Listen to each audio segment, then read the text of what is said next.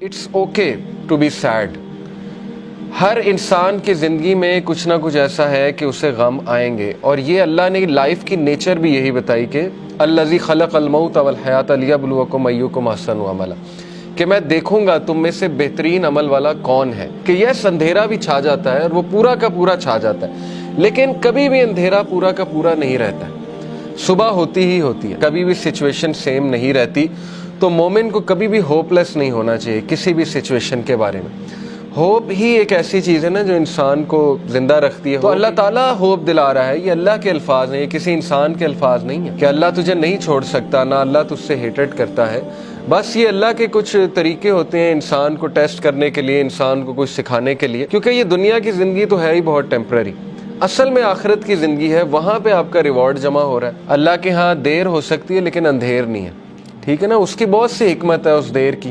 اللہ تعالیٰ پتہ نہیں آپ کو کیا ریمائنڈر دینا چاہ رہا ہے، آپ سے کیا آپ کو ٹھیک کرنا چاہ رہا ہے، آپ کے کون سے سکلز کو باہر لانا چاہ رہا ہے. اللہ کیا وہ ہی نہیں جانے گا جس نے تمہیں تخلیق کیا ہے؟ کیا اس کو ہی نہیں پتا کہ تم کس سچویشن میں ہو، تم کس غم میں ہو؟ اللہ سے ہوپ لگائیں گے نا تو ایمٹی ہینڈ نہیں آئیں گے. نو تو ہے ہی نہیں نا، ہوپ لیسنس تو ہے ہی نہیں اللہ کے ہاں.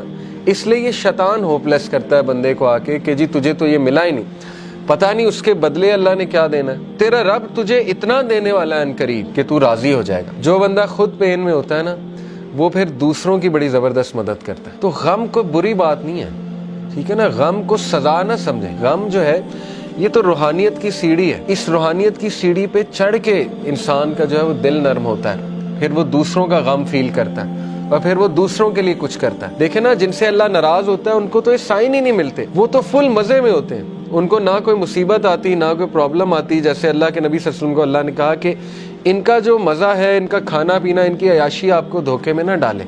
یہ اللہ تعالیٰ ان کو ڈھیل دے رہا ہے. یعنی اللہ ان سے اس حد تک ناراض ہو چکا ہے کہ اللہ ان کی کیئر ہی نہیں کر رہا. جس شخص سے اللہ ناراض ہو جاتا ہے تو پھر اللہ کے نبی نے کہا کہ پھر اللہ تعالیٰ اس کی وہ بھٹکتا رہے اور وہ جس وادی میں مرے اللہ کو اس کی کوئی فکر نہیں ہے.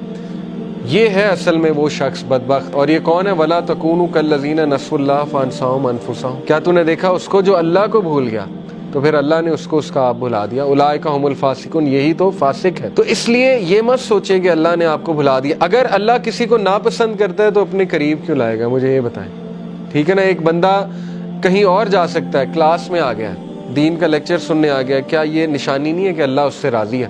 ورنہ تو اللہ تعالیٰ چاہتا اسے کہیں اور لے جاتا، اللہ اس کی کیئر چھوڑ دیتا. اگر ایک بندہ گناہ میں اور وہ دعا کیے جا رہا ہے اللہ سے کہ اللہ مجھے کسی طرح نکال دے اس سے، تو اللہ تعالیٰ اس کو شاید کوئی غم بھیج دے، کوئی ٹیسٹ اور ٹرائل میں ڈال دے اور وہ بندہ اللہ کے قریب آ جائے. اللہ سے امید لگانی ہے، انسانوں سے نہیں. بیچ میں کوئی پھر وہ شرک نہیں ہونا چاہیے، بیچ میں نہیں کوئی ہونا چاہیے اینٹی.